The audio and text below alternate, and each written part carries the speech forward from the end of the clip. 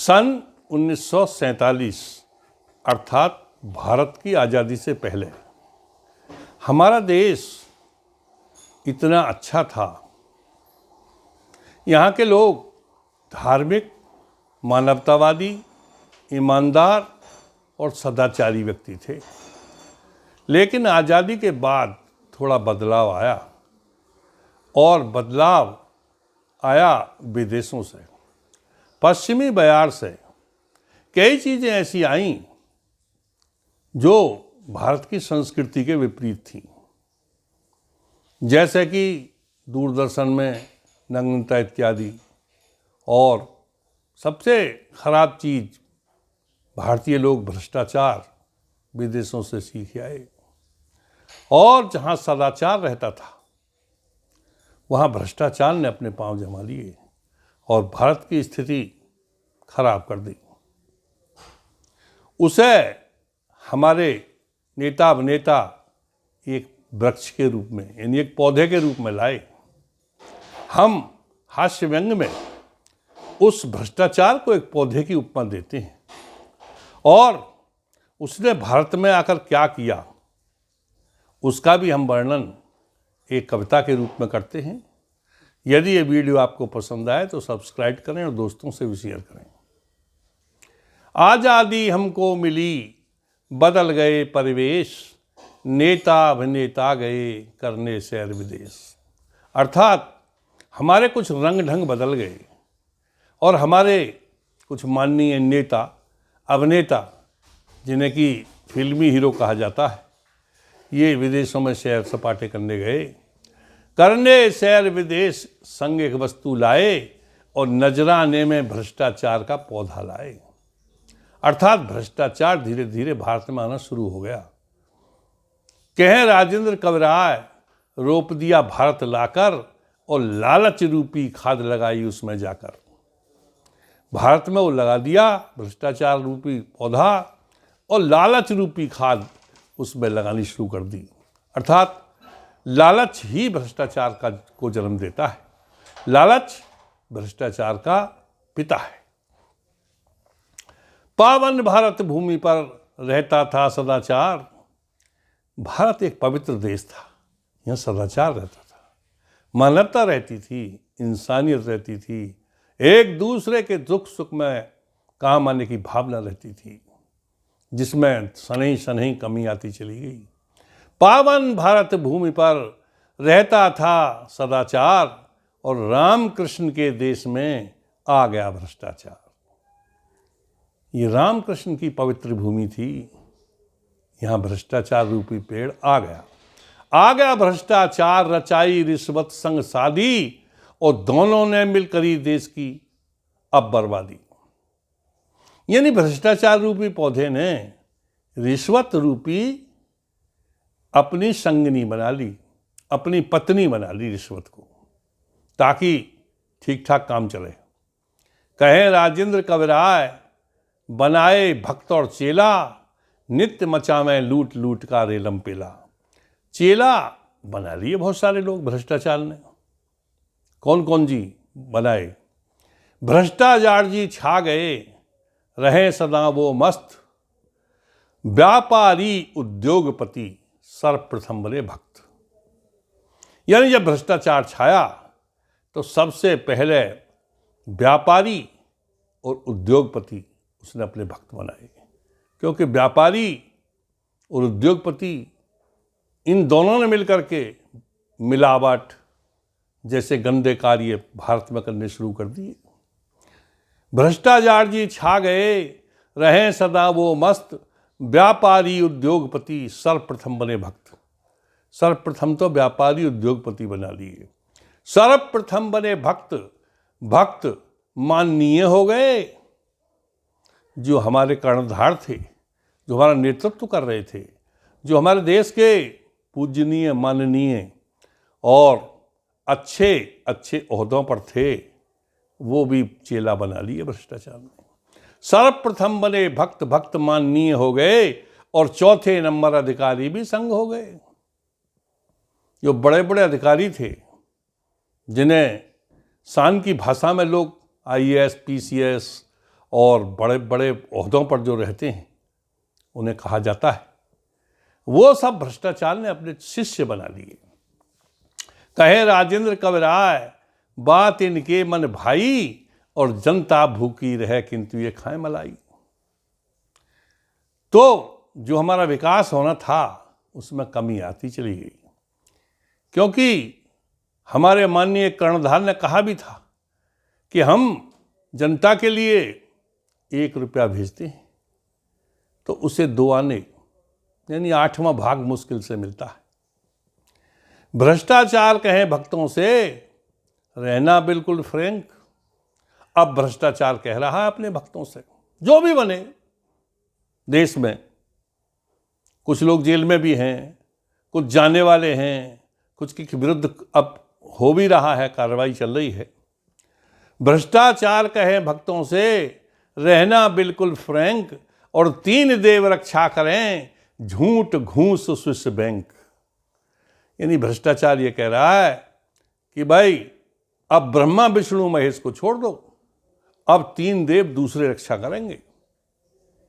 क्योंकि भारतीय अध्यात्म में, धार्मिक भावनाओं में सदा यही आता था कि 3 देव रक्षा करें, ब्रह्मा विष्णु महेश। अब ब्रह्मा विष्णु महेश समाप्त हो गए। अब कौन आए तीसरे देव?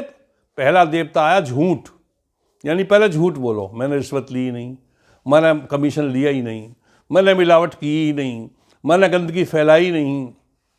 पहला तो ये आ गया कि झूठ बोलो, झूठ से बात न बने तो घूस दे दो। जैसा कि काका ने कहा है कि कह काका कब राय, कांप रहा क्यों रिश्वत लेकर। अरे रिश्वत पकड़ी जाए, छूट जाए रिश्वत देकर। यानी घूस भी एक दूसरा हथियार है, दूसरा देवता है। 3 देव रक्षा करें, झूठ घूस स्विस बैंक। और तीसरा देवता है स्विट्जरलैंड का बैंक, जहां काला धन रखा जाता है और गुप्त रखा जाता है, उसका भेद किसी को नहीं दिया जाता। उस देश का नियम है, उसी पैसा से वो वहाँ की जनता उसी कमाई से पल रही है। तो 3 देव ब्रह्मा विष्णु महेश सब खत्म कर दिए भ्रष्टाचार ने, 3 देव दूसरे बना लिए। नंबर पहला देवता झूठ, दूसरा देवता घूस यानी रिश्वत, और तीसरा देवता स्विट्जरलैंड बैंक। झूठ घूस स्विस बैंक करे क्या सीबीआई, अरे पूजा उसकी करो, नित्य 56 भोग लगाई। यानी सीबीआई एक ईमानदार संस्था थी, उसको भी भोग लगने लगा, उसके भी अधिकारी और कर्मचारी रिश्वत लेते हुए पकड़े जाने लगे। सिद्धांत आ गया वहीं कि रिश्वत पकड़ी जाए, छूट जाए रिश्वत देकर। तो सीबीआई की पूजा होने लगी। झूठ घूस स्विस बैंक करे क्या सीबीआई, और पूजा उसकी करो, नित्य 56 भोग लगाई। भाई 56 भोग लगाओ, पूजा करो सीबीआई की। भेंट पूजा में भेंट दे दो, नजराना दे दो, घूस दे दो, रिश्वत कह लो, बहुत नाम हैं इस धंधे के। कुछ लोग गिफ्ट कहते हैं, यानी उपहार, कई सारे नाम रख लिए। कहे राजेंद्र कब राय, नहीं होगी वो भक्षक, और सीबीआई को रखो प्रसन्न, रहेगी तुम्हारी रक्षक। यानी सीबीआई को भी काबू में करो तो तुम्हारी रक्षा करेगी वो। भारत मंथन कर रहा, अब देश इस बात का मंथन कर रहा है। जैसे समुद्र मंथन में 14 रत्न निकले थे, तो विकास रूपी अमृत को देश ढूंढ रहा है। भारत मंथन कर रहा, विकास को अमृत जान, और 14 रत्न के संग में मिली अमृत की खान। यानी भारत के मंथन करने से 14 रत्न निकले और 14वां रत्न अमृत भी प्राप्त हो गया। मिली अमृत की खान, भ्रष्टाचारी दैत्य पी गया। जैसे समुद्र मंथन की कथा में आया है कि देवताओं को अमृत और दैत्यों को मदिरा बांट दी गई विष्णु के द्वारा सुंदरी रूप बना करके। परंतु एक राक्षस, इन राहु केतु नाम का राक्षस, एक देवताओं की पंक्ति में जा बैठा, वो भांप गया था चालाकी। विष्णु भगवान ने उसका सिर काट दिया, परंतु फिर भी वो मर रहा, क्योंकि वो अमृत पी चुका था। भारत मंथन कर रहा, विकास को अमृत जान, और 14 तन के संग में मिली अमृत की खान।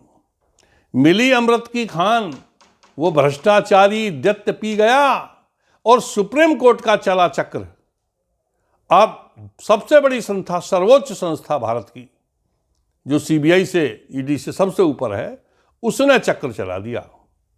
सुप्रीम कोर्ट का चला चक्र, जैसे विष्णु का चक्र चला था वो कट गया था, ऐसे सुप्रीम कोर्ट ने चला दिया। सुप्रीम कोर्ट का चला अस्त्र वो उससे कट गया। परंतु कहे राजेंद्र कवराय, संकट को टारे कैसे, वो अमर हो गया दत्त, यानी भ्रष्टाचारी रूपी दत्त तो अमृत पीकर अमर हो गया। कहे राजेंद्र कवराय, संकट को टारें कैसे, और अमर हुआ वो दत्त, उसे अब मारें कैसे। अब नहीं मार सकते उसे, बड़ा कठिन कार्य हो गया। उसके 2 टुकड़े हो गए हैं, परंतु जिंदा रहेगा। अब जब भ्रष्टाचारी दत्त जिंदा हो गया और प्रजातंत्र का उसने सिस्टम ही खराब कर दिया, तो आज का परिदृश्य क्या है और क्या हो रहा है देश में, इस पर भी हम अपने नए विचार रखते हैं। देश को खाओ लूट कर, आज ये सिद्धांत बना लिया हमारे कर्णधारों ने, हमारे नेतृत्वकर्ताओं ने, हमारे अधिकारियों ने। जनता के अधिकार सब छीन करके अपनी मुट्ठी में रख लिए हैं। और कैसा बना दिया प्रजातंत्र का रूप, कि देश को खाओ लूट कर, बने रहो तुम फ्रैंक, और 3 देव रक्षा करें झूठ घूस स्विस बैंक, जिनका हम वर्णन पहले भी कर चुके हैं कि ब्रह्मा की जगह झूठ, और विष्णु की जगह घूस, और महेश की जगह स्विस बैंक, यानी 3 देव रक्षा करें झूठ घूस स्विस बैंक।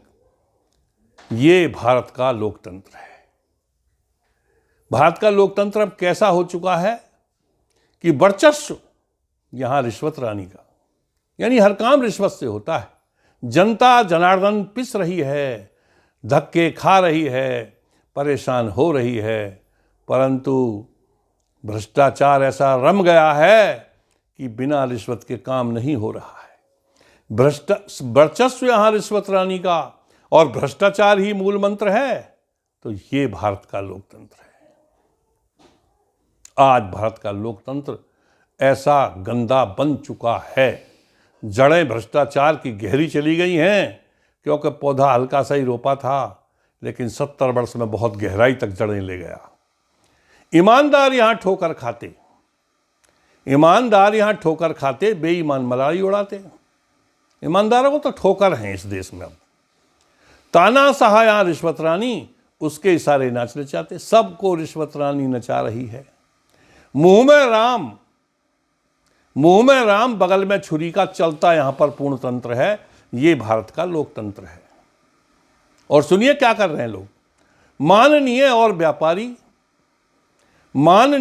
व्यापारी, उच्च पदों पर जो अधिकारी, यानी जितने भी शीर्ष पद हैं उन पर बड़े बड़े अधिकारी बैठे हुए हैं। माननीय और व्यापारी, उच्च पदों पर जो अधिकारी, ये चाहे जो कर दें, यानी सत्ता का दुरुपयोग करके उल्टे सीधे काम ये कर रहे हैं। ये जो चाहे वो ही कर दें, ताकत मिली हुई सरकारी। दुरुपयोग करें सत्ता का, गाएं गांधीवादी मंत्र है, यानी गांधी जी के 3 मंदिर भी बन जाते हैं। दुरुपयोग करें सत्ता का और गाएं गांधीवादी मंत्र है। ये भारत का लोकतंत्र है। और क्या होता अब, जन्म राम का यदि अब होता तो राम राज का सपना होता। जन्म राम का यदि अब होता तो राम राज का सपना होता। रावण हत्या के आरोप में कारागार बसेरा होता। भूल जाते राम मर्यादा, भूल जाते सारी मर्यादा, नहीं चलता कोई तंत्र मंत्र है। और ये भारत का लोकतंत्र है। और सुनिए, कृष्ण अवतार यदि अब लेते तो वो भी कारागार में होते। कंस वध का अभियोग भी चलता और बहुपत्नी का संग में मीते। कारागार निरुद्ध वो होते, भूल जाएं सब तंत्र मंत्र है, और ये भारत का लोकतंत्र है। भोले शंकर यदि अब होते, भोले शंकर यानी भगवान शिव, भोले शंकर यदि अभी होते तो वो भी कारागार में होते। भोले शंकर यदि अब होते तो वो भी कारागार में होते।